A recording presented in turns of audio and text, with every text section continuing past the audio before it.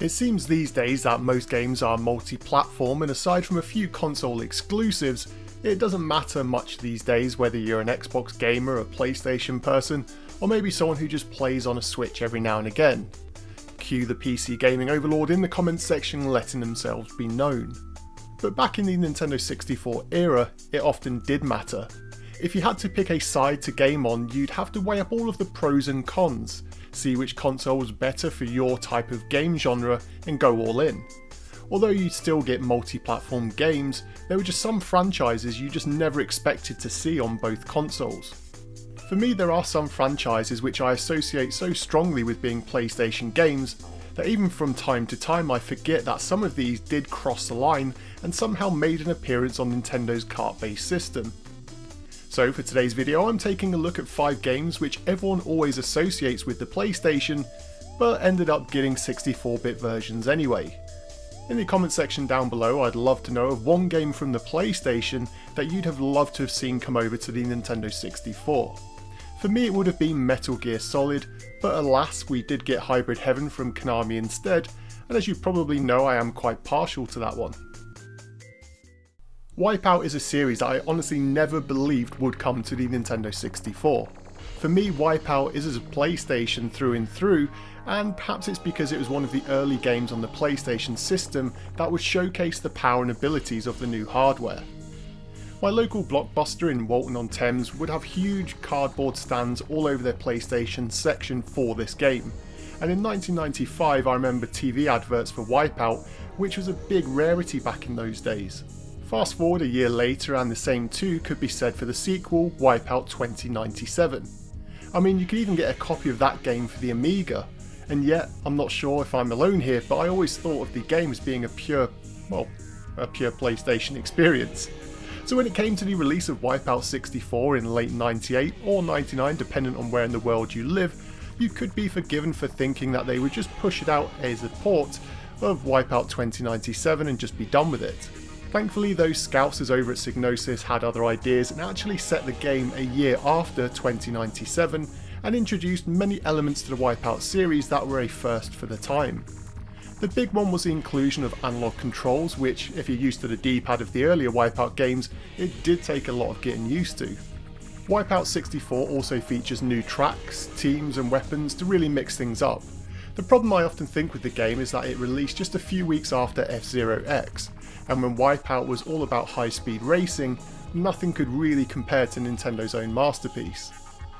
I give credit to Midway for not delaying the publishing of the game, but the slower frame rate really hurt this title when being compared to F-Zero X. And although they are different games in the sense that Wipeout 64 is much more combat centric, to me it doesn't hold up as well against its competition for that time. With fairly nice visuals, some decent music including licensed compositions, and a multiplayer offering that helps to extend the lifespan of the time you play the game, Wipeout 64 is a worthy entry into the series, but for me Wipeout should always be played on a PlayStation console. Namco really wasn't a fan when it came to making games for the Nintendo 64. Despite early teasers, Namco quickly went all in on the PlayStation, which resulted in the Nintendo 64 missing out on some of that generation's games' best experiences. Arguably their most well known is Ridge Racer. Ridge Racer. Okay, jokes aside, I absolutely love Ridge Racer, and in this era, Ridge Racer Type 4 is perhaps one of my all-time favourite PlayStation games, and if I had an in-game clock showing how much time I spent on it, it would easily be over 100 hours. So imagine everyone's surprise when Ridge Racer 64 was announced, being developed by Nintendo Software Technology and published by Nintendo as an exclusive game. Ridge Racer 64 is a bit of a mishmash of an experience. You have tracks from both Ridge Racer and Ridge Racer Revolution, as well as a new desert track which is exclusive to the Nintendo 64. As with most Ridge Racer games, the courses are limited, but they are fleshed out into tracks with alterations, so on paper they are 20 tracks in the game. As a year 2000 release, I honestly expected more from the graphics. With beautiful games like Beetle Adventure Racing and World Driver Championship already out on the console before this, I find all of the reviews of the time baffling when they comment how good this game looks. Sure, the frame rate is quite solid and it helps a lot, but I wouldn't call this one of the console's best looking games. Of course, Ridge Racer is all about the power sliding, and this game gives you 3 different ways to slide, which includes that of the original Ridge Racer Revolution, and also a new slide method for this Nintendo 64 version. Now, as you can see from the footage, I absolutely suck at all of them, and I think that Ridge Racer Type 4 was the last Ridge Racer game I actually got really comfortable with. Sure, if you can get to grips with all of the sliding in this game, then it may be right up your street, and if you're a fan of the series too, that would help. But reviews such as that from GameSpot calling this one of the best racing games to ever hit a Nintendo console is quite frankly absurd. Destruction Derby is a game that I associate so much with PlayStation. I expect that, like many other people watching, it's because it was one of those very early demo disc games that were all the rage back then, so I probably played it to death like everybody else did. For some reason I also forget that it was on the Sega Saturn too.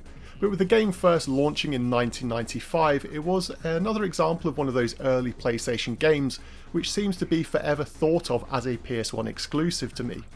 Being the only Destruction Derby game not to be developed in the UK, Destruction Derby 64 was made by Looking Glass Studios, who I typically always liked games from. As the third game in the series, the team had the 2 previous successful games to work with as a core for Destruction Derby 64. But this game features better graphics, more content, and a total of 12 tracks, which includes 4 different bowls, which everybody seems to love. There are a total of 24 cars in the game, which is impressive, but for me it's the gameplay which lets the experience down.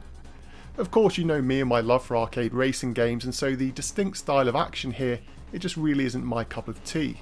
With a focus on head-to-head collisions and wrecking other cars, it seems to drift, well, far often into just doing lap after lap, just waiting for that split second to have a head-on crash with an opponent for you to pick up the points.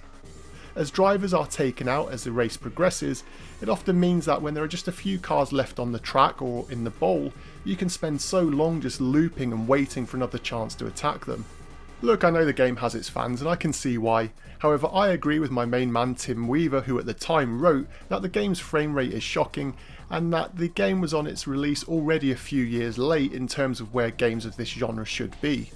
In comparison, GameFan reviewed the game and they called it the best racing game of that year so far, and also applauded the simpler controls which made the game far superior to its PlayStation siblings. Either way, let me know in the comments if you prefer Destruction Derby on the PlayStation or this Nintendo 64 version.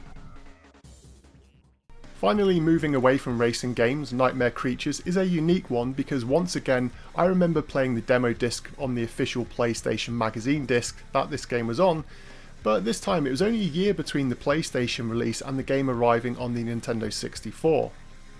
Both games launched in 1998, which was an interesting year for the Nintendo 64, and a more adult and, dare I say it, gore-filled game was definitely welcomed. It has a dark tone due to its occult storyline, and it's one time that the Nintendo 64 fog works so well because the game is based in London in 1666. Although the game is fun as a whole and there's a lot of levels to get stuck into, as a whole it's not the best remembered title for it simply being mediocre most of the time. It has some cool mechanics like the adrenaline meter which causes you to constantly be seeking out fights, but its sluggish controls, blocky visuals and repetitive combat just can't mask the game's core problems. Interestingly though, this game set off a massive bidding war when the publication rights were up. Knowing that the game would be shown at E3 in 1997, Activision beat off the competition just before that to get the deal wrapped up. I imagine so before the value would have increased even more once the mass market got a first look at the game. The Nintendo 64 version lost the full motion video, the platforming was actually made easier, and we got the option to turn off the adrenaline meter, which took away the survival element for anyone wanting a more, well, pure action experience. It's a game I think that's worth playing, but it's likely to be one of those games that you'll play through one time and not really ever go back to again and again. If you want a real chuckle though, read the review from Entertainment Weekly for Nightmare Creatures, where they stated that Castlevania Symphony of the Night is redundant now that Nightmare Creatures was on the scene. Nuclear Strike wraps up our roundup of games here, and I've mentioned in my previous stories that I played the PlayStation game to death and I was a big fan of the Strike series. My old man played them from the Mega Drive days onwards, and any time he'd see a new Strike game released we'd always pick it up day one. We had Soviet Strike on the PS1, and aside from it being balls hard, it was an enjoyable experience as a whole, and we were disappointed that it didn't come out to Nintendo 64. Even more so when in 1997 we got Nuclear Strike on the PS1 and it wasn't even announced for Nintendo 64. But fast forward to the year 2000 and we did finally get a Nuclear Strike version on Nintendo 64, and of all the games on this list today, this one's perhaps my favourite. It adds enhanced textures, lovely controls and a long campaign. This is one of the games that the console is severely overlooked upon in my opinion.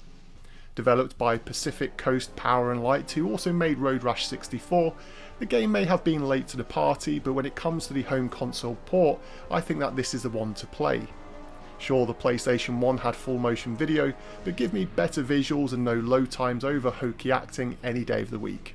What I also find interesting here is the game's North Korean storyline, which was way ahead of its time.